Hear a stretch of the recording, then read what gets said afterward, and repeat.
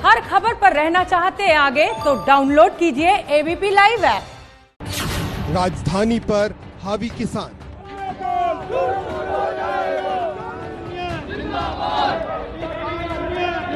जब तक हल नहीं निकलता सारे के सारे यहाँ शांतमय तरीके से संघर्ष करेंगे। काले कानून बनाए हैं, हम तो चाहते हैं कि वो सिरे से ही इनको खारिज करे।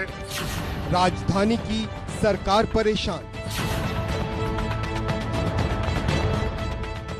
किसान आंदोलन का कष्ट।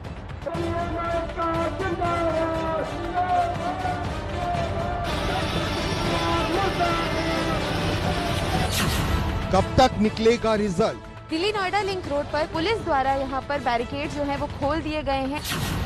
कब बनेगी बात?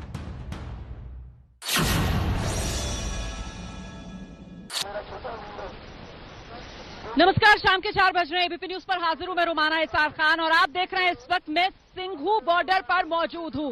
सिंघू बॉर्डर जो किसान आंदोलन की एक तरीके से जन्मस्थली बना है इस बार, क्योंकि जब से ये किसान कानून बने तब से पंजाब हरियाणा में तो आंदोलन चल रहा था, लेकिन दिल्ली के द्वार पर पहली बार अगर किसान पहुंचा तो वही सिंघू बॉर्डर, जहां से इस वक्त आप हमारी ये रिपोर्ट देख रहे हैं। और ये जो आप जगह देख रहे हैं सिंघू बॉर्डर, दरअसल आपको समझना ये होगा कि ये जीटी रोड है और इस जीटी रोड के कई किलोमीटर के स्ट्रेच पर इसी तरीके के टेंट बने हुए हैं। मैं कहूंगी अपने कैमरामैन से कि जरा दिखाएं, हम जहां पर खड़े हुए हैं ये एक टेंट बना हुआ है और इस टेंट के चारों तरफ आप देखेंगे ट्रॉलीज हैं। इन ट्रॉलीज के अंदर किसानों के खाने पीने का सामान है, इन ट्रॉलीज के अंदर गद्दे हैं जहां किसान रात में सोते हैं। अच्छा, उस तरफ अगर देखेंगे आप तो वहां पर बाकायदा स्टॉक नजर आएगा आपको। प्याज भी रखा हुआ नजर आ रहा है वहां पर, रस भी रखे हुए नजर आ रहे हैं वहां पर। आपको जो राशन का सामान है, जो लंगर का सामान है, वो सब वहां पर आपको बना हुआ नजर आ रहा है। सब स्टॉक करके यहां पर रखा हुआ है। इसी तरीके से इस जीटी करनाल रोड के कई किलोमीटर के स्ट्रेच पर ऐसे छोटे छोटे अलग अलग टेंट्स बना रखे हैं किसानों ने। ये अन्नदाता है और अन्नदाता आक्रोश में है। आक्रोश इसे 3 कानून को लेकर है जो केंद्र सरकार ने बनाया है। हालांकि केंद्र सरकार कहती है कि ये कानून किसान के हित में है, लेकिन किसान कहता है कि फसल का फैसला किसान करेगा। किसान कहता है कि अपनी जमीन की बात करने का पूरा हक जो है वो किसान के हाथ में है। तो आखिरकार रास्ता निकलेगा कैसे, समाधान होगा क्या? क्योंकि हम सब देख रहे हैं खासतौर से आज से दिल्ली बॉर्डर पर अलग अलग जगहों पर खासी दिक्कतें आम लोगों को पेश आ रही हैं। एक तो ये सिंघू बॉर्डर जहां पर इस वक्त मैं मौजूद हूं, यहां से आवाजाही पूरी तरीके से बाधित है। इसके अलावा चाहे टीकरी बॉर्डर हो या फिर चाहे डीएनडी का इलाका हो, चाहे नोएडा का इलाका हो, वहां से भी बॉर्डर में बहुत दिक्कत आ रही है, आवाजाही पूरी तरीके से बंद है। इसी पर बात करने के लिए खास मेहमान इस वक्त हमारे साथ जुड़ रहे हैं।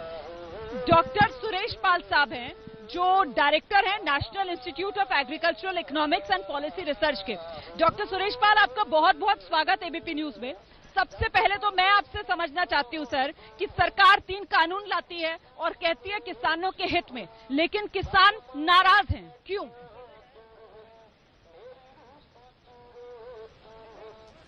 देखिए, ऐसा है, सबसे पहली जो एक पॉजिटिव डेवलपमेंट है इस सिलसिले में, आपकी आवाज नहीं आ रही मुझे। नहीं, आपकी आवाज आ रही है। आप बता रहे हैं कि इसमें सबसे जो पॉजिटिव डेवलपमेंट नजर आ रही है वो क्या है सर? अपनी बात रखिए। सबसे पॉजिटिव डेवलपमेंट ये हुआ कि किसानों और सरकार के बीच में जो सीधी बात शुरुआत हुई है, ये अपने आप में एक बड़ा महत्वपूर्ण डेवलपमेंट है।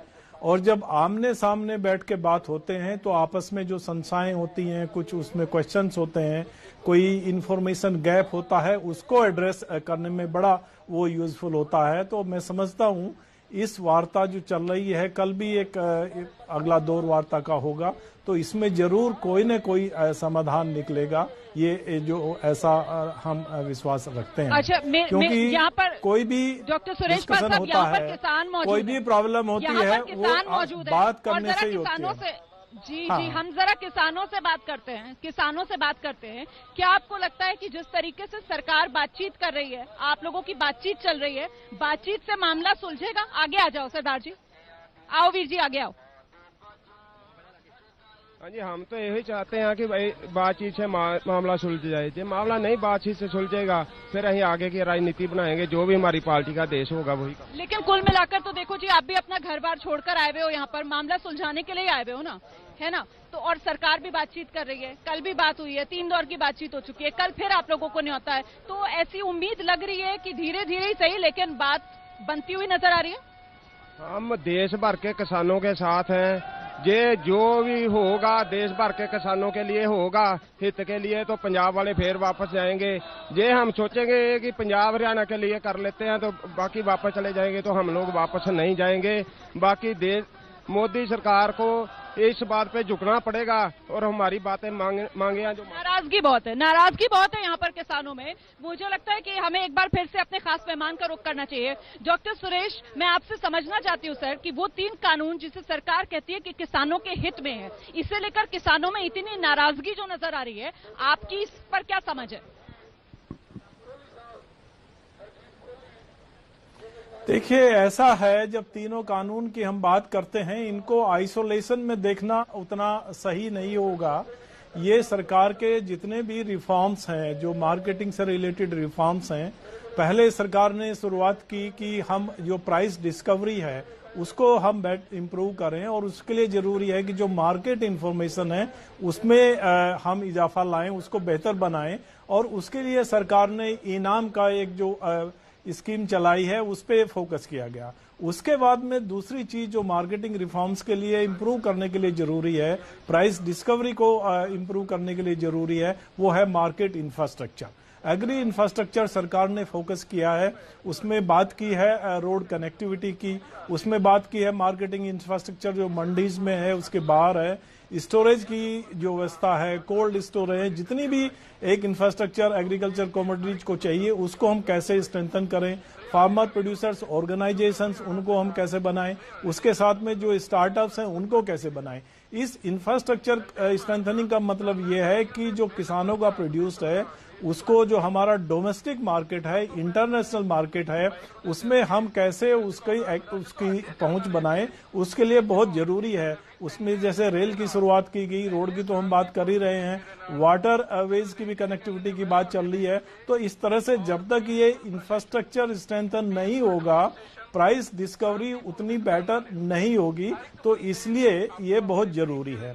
उसके साथ में तीसरा जो सरकार का फोकस है वो ये है कि हमारा जो एग्रीकल्चर प्रोडक्शन है, मैं यहाँ पर किसानों से बात कर रही हूँ सर, मैं चाहती हूँ कि आप मेरे दर्शक को समझाएं। मैं यहाँ लगातार किसानों से बात कर रही हूँ और वो बार बार एक बात दोहराते हैं कि साहब ये कानून बन गया तो एमएसपी पे खरीद खत्म, ये कानून बन गया तो एमएसपी खत्म। इसे लेकर भ्रम दूर मुझे लगता है करना चाहिए। देखिए, इसमें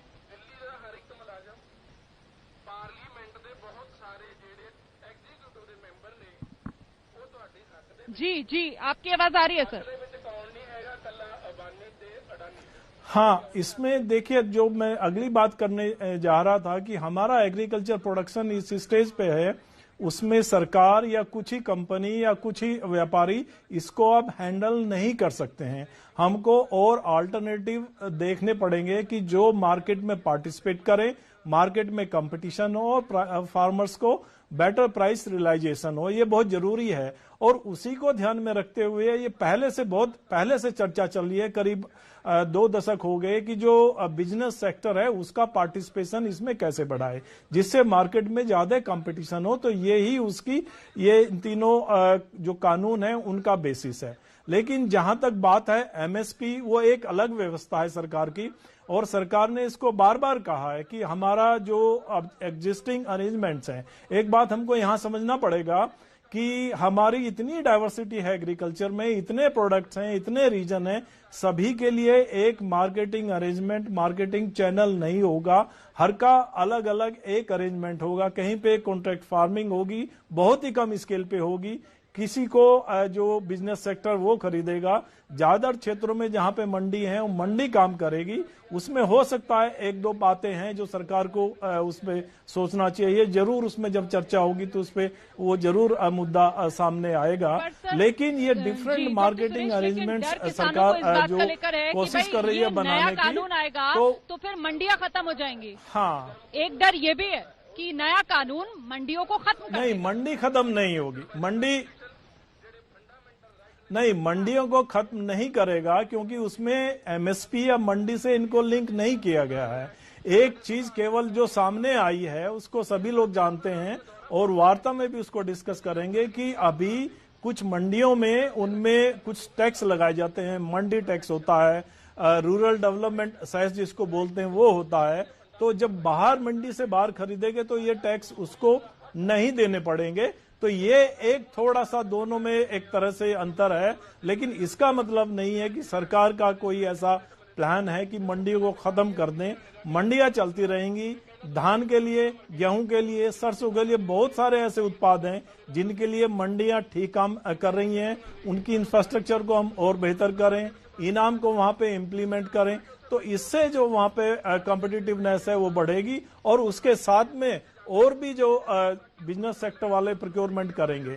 देखिए, जब लिबरलाइज करते हैं किसी भी चीज को तो उसमें सबसे बड़ी चीज ये होती है कि सरकार की वॉचफुल आईज वहां पे होती हैं। ऐसा नहीं कि कोई भी कानून बना के छोड़ दिया और उसके बाद में इसको कुछ फॉलो अप नहीं किया। उसको देखा जाता है कि क्या डेवलपमेंट हो रहे हैं, कैसे काम कर रहा है, उसमें अगर कोई प्रॉब्लम है तो उसको एड्रेस किया जाता है। तो ऐसा ही इसमें भी होगा। और एक चीज और यहाँ पे समझने की जरूरत है कि ये 3 कानून बनाए, उनमें खास तौर से 2 कानून जो है, एक कॉन्ट्रैक्ट फार्मिंग का और दूसरा जो परचेज वाला है। इसमें देखिए ऐसा है कि धीरे धीरे इन्वेस्टमेंट आएगा, तो जो चेंजेज हैं मार्केटिंग सिस्टम में वो एक साथ उतने बड़े ही अपसाइड डाउन वाले नहीं होंगे, ड्रास्टिकली चेंज कर देंगे। फार्मिंग वाली जो बात आप कर रहे हैं, हाँ, वो धीरे धीरे इन्वेस्ट, कॉन्ट्रैक्ट फार्मिंग वाली जो बात आप कर रहे हैं, हाँ। तो किसानों को उसमें डर ये है कि धीरे धीरे करके उनकी जमीन जो है वो पूंजीपति कब्जा लेंगे। ये डर है किसानों में, इसको लेकर वो यहाँ पर धरने पर बैठे हुए हैं। ये बात बड़ी वोकल होकर वो लोग नहीं, देखिए वही मैं कह रहा था। नहीं, वही बात मैं कह रहा हूं कि ऐसा नहीं कॉन्ट्रैक्ट फार्मिंग का एक्ट आने से एकदम पूरा बदलाव आ जाएगा। धीरे धीरे कंपनी आएंगी, वो इन्वेस्ट करेंगी तभी। और सभी प्रोडक्ट में नहीं है, कुछ ही प्रोडक्ट में ये आएगा। वो ऐसे प्रोडक्ट हैं जिसमें क्वालिटी बहुत इंपॉर्टेंट होती है, क्वालिटी बहुत इंपॉर्टेंट होती है। और वो बताते हैं कि हमको ये प्रोडक्ट, जैसे आलू की हम बात करते हैं और दूसरी सब्जियों की बात करते हैं, कि हमको इस क्वालिटी का इस मात्रा में इतना प्रोड्यूस चाहिए, और वो सीधे फार्मर से बात करते हैं। इसमें एग्रीमेंट केवल प्राइस का होता है। जनरली ऐसा नहीं है कि नहीं हो रहा है, अभी भी हो रहा है देश में, ऐसे अरेंजमेंट अभी भी चल रहे हैं, लेकिन बहुत ही छोटे स्केल पे हैं।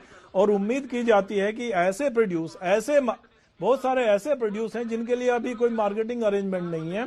उसमें हमारे पेरिसेबल्स आते हैं, फल हैं, सब्जियां हैं, जैसे फार्मर लाते हैं दूर दूर से, यहाँ पे दिल्ली में आजादपुर लाए। तो ऐसे बहुत सारे अरेंजमेंट है, तो उनको और बेहतर कैसे करें, जिसकी डिमांड है वो इंफॉर्मेशन किसानों तक कैसे जाए, किस टाइप की उनको प्रोडक्ट चाहिए, किस क्वालिटी का चाहिए, क्या उसके लिए टेक्निकल सपोर्ट, स्ट्रेंथ जो फार्मर को देना जरूरी है। तो उस तरह के जो अरेंजमेंट हैं उनको ये डेवलप करने के लिए ये एक तरह से लाया गया है। और ऐसा नहीं है, इसको रेगुलेट किया जाएगा, गवर्नमेंट इसको देखेगी, there will be arrangement and certainly ऐसा नहीं है कि इसको छोड़ देंगे। मैं आपसे समझना चाहती हूँ कि आप बार-बार इस बात को दोहरा रहे हैं कि ऐसा नहीं है। आप बार-बार जितने मैं सवाल रख रही हूँ यहाँ पर, जो मुझे सुनने के लिए मिले किसानों के, उन सब सवालों के जवाब में आप कह रहे हैं कि असलियत कुछ और है, ये सच्चाई नहीं है। तो ऐसे में जो कानून की सच्चाई है उसे किसानों तक सरकार किस रूप में पेश करे कि ये मामला सुलझे, समाधान कैसे निकले? आपको क्या लगता है सर, मिडिल ग्राउंड कैसे हासिल किया जा सकता है? नहीं, इसमें तो जैसे मैंने शुरुआत में कहा था कि सीधी वार्ता किसानों और सरकार के बीच में हो रही है।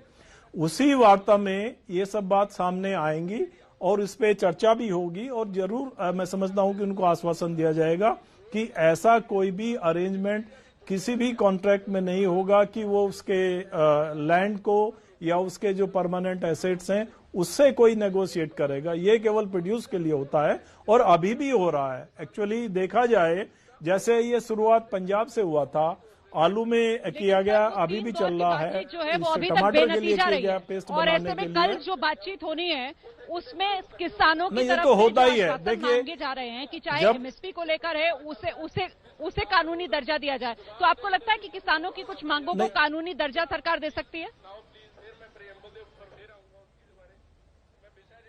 नहीं, उसमें देखिए ऐसा है, क्योंकि ये तीनों बिल पार्लियामेंट से पास हो गए, तीनों बिल पार्लियामेंट से पास हो गए, तो इसमें अगर कहीं किसी तरह का सरकार आश्वासन देती है तो उसकी एक प्रोसेस होती है और वो प्रोसेस पूरी फार्मर्स के साथ में वो डिस्कस करेंगे।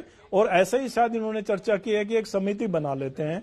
लेकिन जो किसान लोग चाहते हैं, उनका जो मैं समझता हूं कि जो मुख्य मुद्दा है वो प्राइस का है, कि जो मिनिमम सपोर्ट प्राइस है वो पूरी लागत को कवर नहीं करता है, मिनिमम सपोर्ट प्राइस है। तो किसानों की डिमांड ये है कि कम से कम हमको एमएसपी तो मिले। तो वो एमएसपी कैसे मिल सकता है, उसी के बारे में सोचना है। सरकार के क्या और अरेंजमेंट हो सकते हैं, क्या इंटरवेंशन हो सकते हैं मार्केट में, उसको देखना जरूरी है, उस पर डिस्कशन होना जरूरी है। और सरकार के प्रयास है, पहले भी एक स्कीम दी गई थी जिसको हम बोलते हैं पीएम आशा, उस पर बहुत सारे ऐसे अल्टरनेटिव्स थे कि हम कैसे किसानों को एमएसपी सुनिश्चित करें और जो बिजनेस सेक्टर है उसका पार्टिसिपेशन हम मार्केट में लाएं, ये बहुत जरूरी है। उसके लिए डिस्कस किया गया था। लेकिन इसके लिए जरूरी है, एग्रीकल्चर एक ऐसा सब्जेक्ट है, बहुत सारे इसमें बिल्कुल इंतजार रहेगा कि किस तरीके से समाधान निकालती है। समाधान सरकार को ही निकालना है, पहल सरकार को करनी होगी। फिलहाल ये अन्नदाता, ये किसान जो यहाँ सड़क पर बैठे हुए हैं, और यहाँ से किसान आंदोलन से हमारी ग्राउंड रिपोर्ट लगातार जारी है। 7वां दिन है आज किसान आंदोलन का। लगातार पिछले 7 दिन से किसान यहीं डटे हुए हैं। मैं इस वक्त किसान आंदोलन की धुरी आप कह सकते हैं, ये सिंघू बॉर्डर जहां पर मौजूद हूं, और जरा गौर से इन तस्वीरों को देखिए किस व्यवस्थित अंदाज में यहां पर अन्नदाता बैठा हुआ है। यहां पर इन्होंने दरियां बिछा रखी हैं, चप्पल उतारकर आराम से दरी पर बैठे हुए हैं। सामने मंच पर से नेता आ रहे हैं, इनसे बातचीत चल रही है, इनको मुद्दा बताया जा रहा है, समझाया जा रहा है।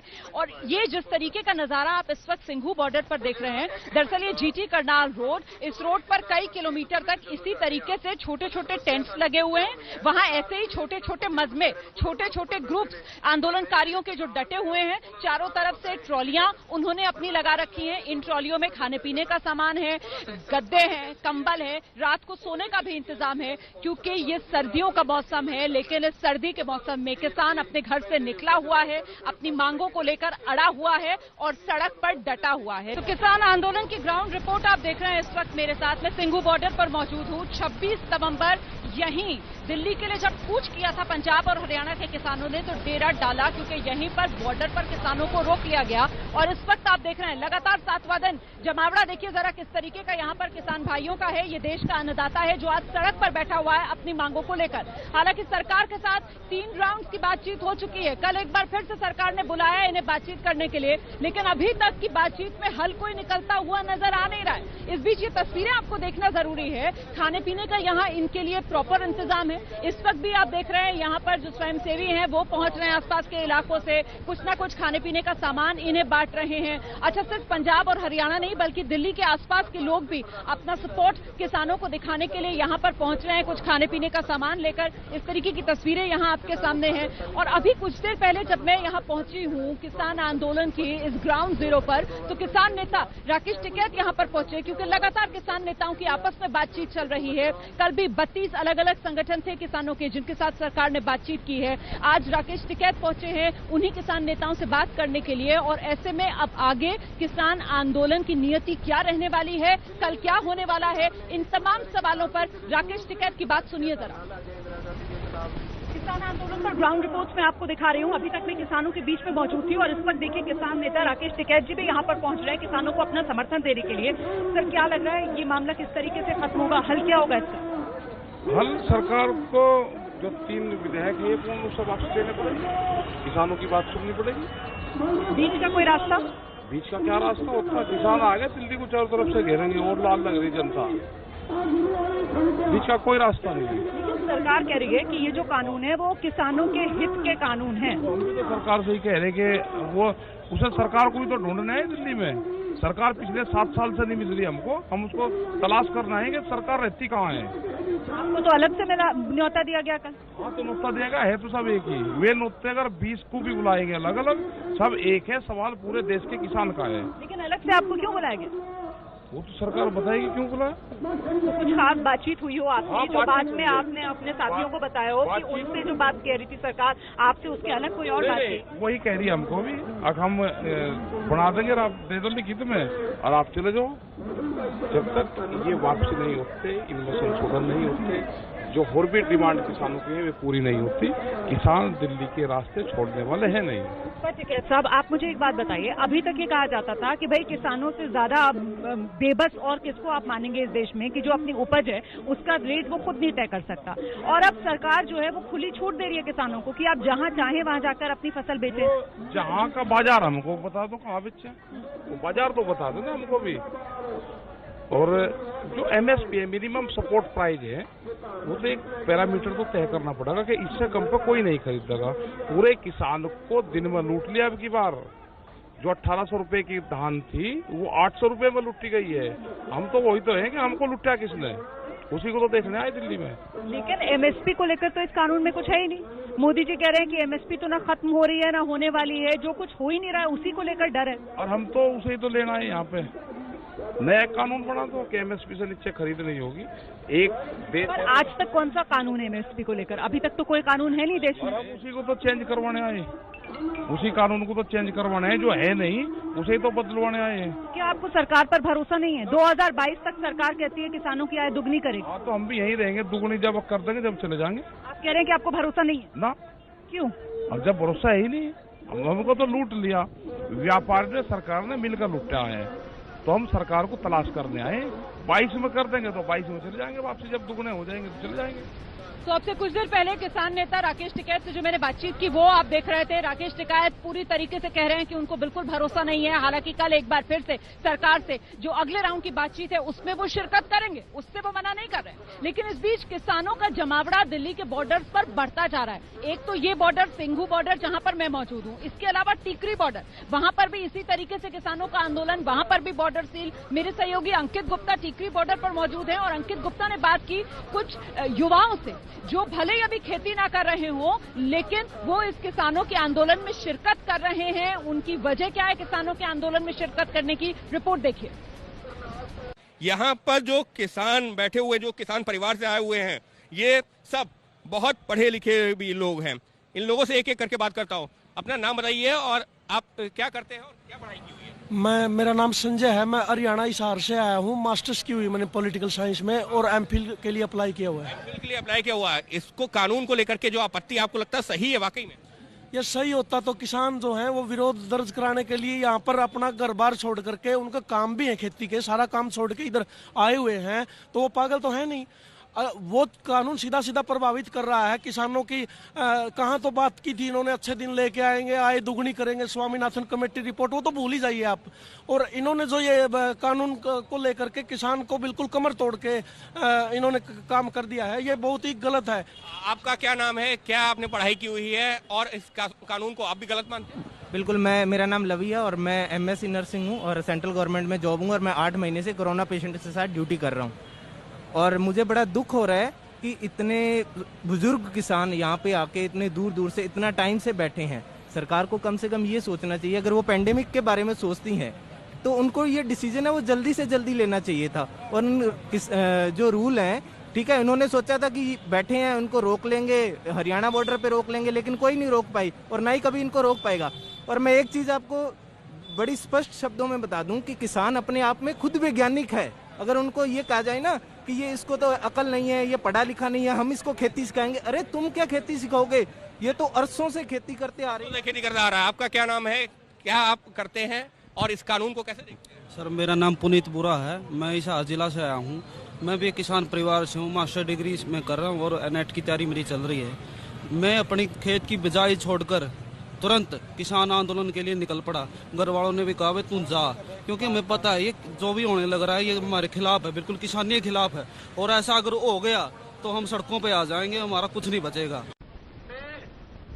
तो कुल मिलाकर आप बात सुन रहे हैं किसानों की, आप बात सुन रहे हैं किसानों के समर्थकों की, और उनकी तरफ से बार बार एक ही बात दोहराई जा रही है कि फसल का फैसला तो किसान ही करेगा, इस देश का अन्नदाता ही करेगा। अच्छा, सिंघू बॉर्डर जहां मैं मौजूद हूं, मैं लगातार आपको नीचे की तस्वीरें दिखा रही हूं। मैं आपको दिखा रही हूं कैसे यहाँ पर टेंट है, टेंट के नीचे आंदोलनकारी बैठे हुए हैं। सामने वो मंच है जहां से अलग अलग लोग आ रहे हैं और किसानों का हौसला बढ़ा रहे हैं। इन्हें किसान नेता आप कह सकते हैं। चारों तरफ ट्रॉलियां खड़ी हुई नजर आ रही हैं जिसमें किसानों का रसद कह सकते हैं आप। इसमें इनका खाने पीने का सामान है, लंगर जिससे चल रहा है, गद्दे हैं, रजाई है, रात में सोने का इंतजाम है इसमें। अब जरा आपको एक टॉप एंगल रिपोर्ट दिखा देते हैं इसी सिंघू बॉर्डर से।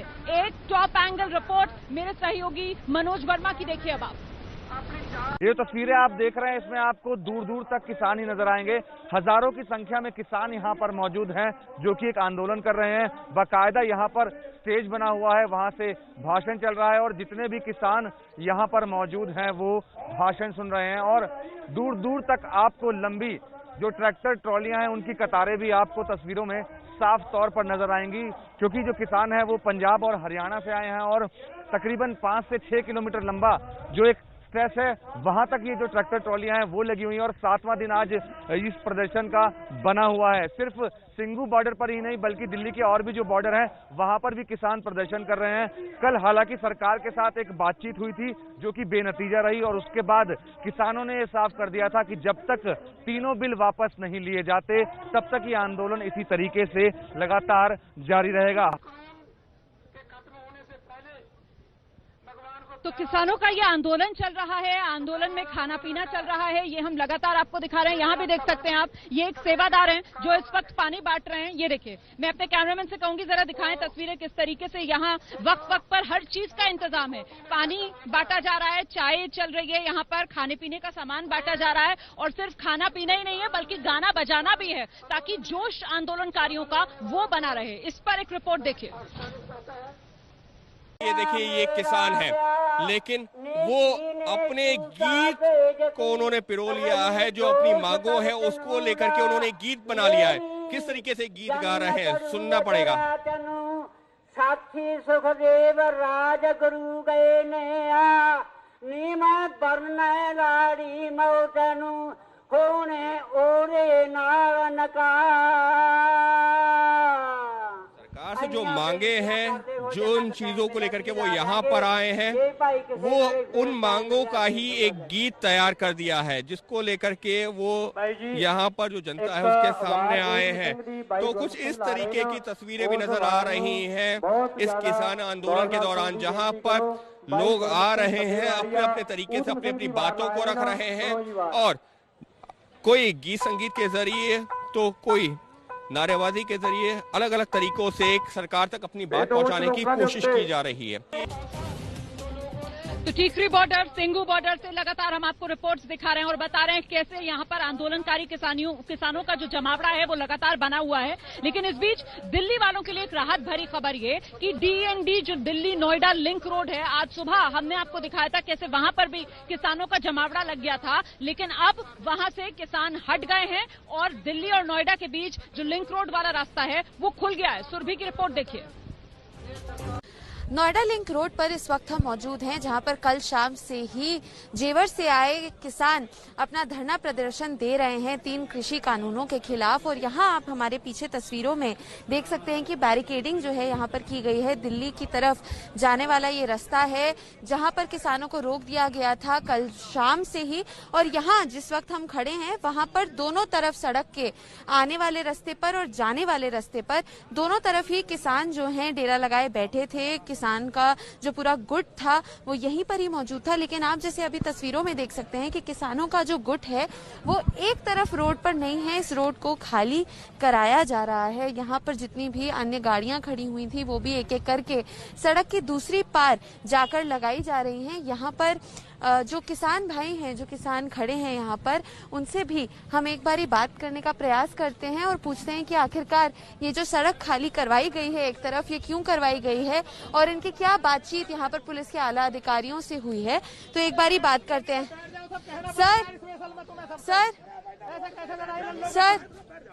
सर हमें बताइए कि अभी एक तरफ जो सड़क की है वो क्यों खाली कर दी गई? वो हमारे राष्ट्रीय अध्यक्ष जी का आदेश आ गया है। राष्ट्रीय अध्यक्ष जी का ऊपर से अधिकारियों ने बात करी है, उनकी खुशामद करी है।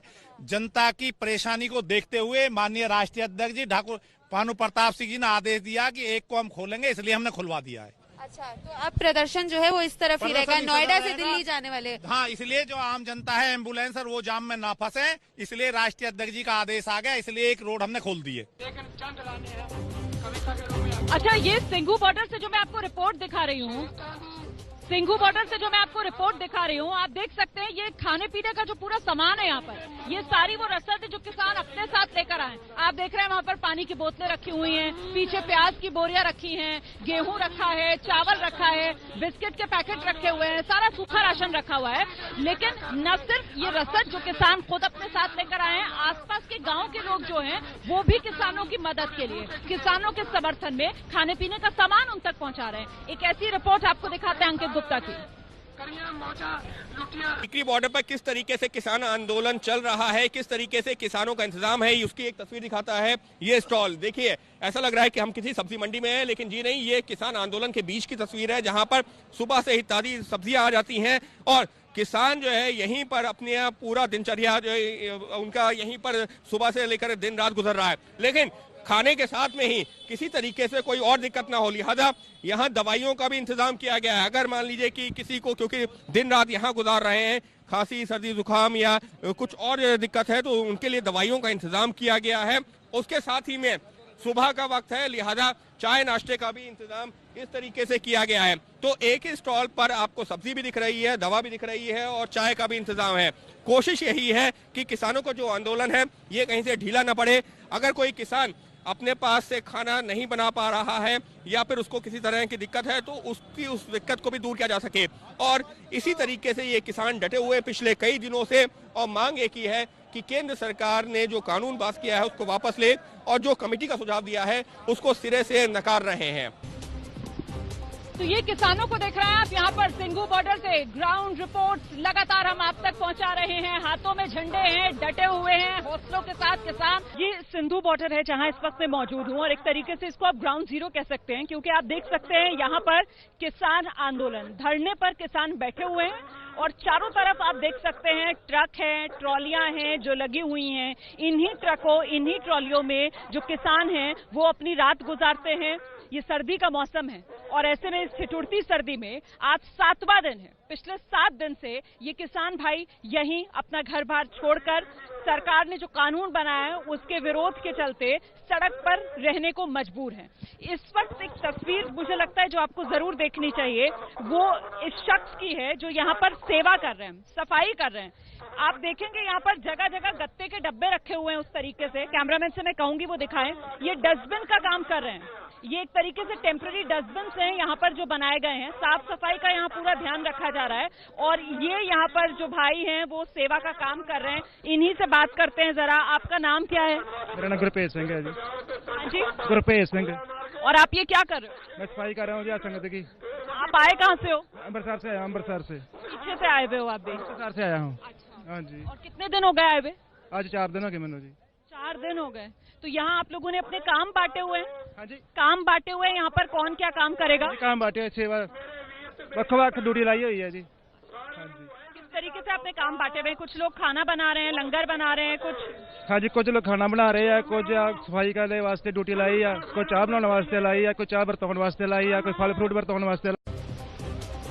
तो ये इस वक्त यहाँ का नजारा है, सिंघू बॉर्डर की ये तस्वीरें आप देख रहे हैं, सीधी तस्वीरें। यहाँ पर किसानों का जो जोश है वो जबरदस्त तरीके से हाई है और साफ सफाई जिस पर मैंने अभी रिपोर्ट दिखाई वो भी आप गौर करेंगे तो यहाँ पर पूरी तरीके से व्यवस्थित तरीके से इस आंदोलन को चलाया जा रहा है। अच्छा, इस तरफ देखिए जरा, यहाँ पर किसान पूरी तैयारी के साथ, कंबल भी हैं, गद्दे भी हैं, रजाइयां भी हैं। किसानों की मंशा साफ है कि जब तक उनकी मांगे नहीं मानी जाएंगी तब तक वो तो यहाँ से हिलेंगे नहीं।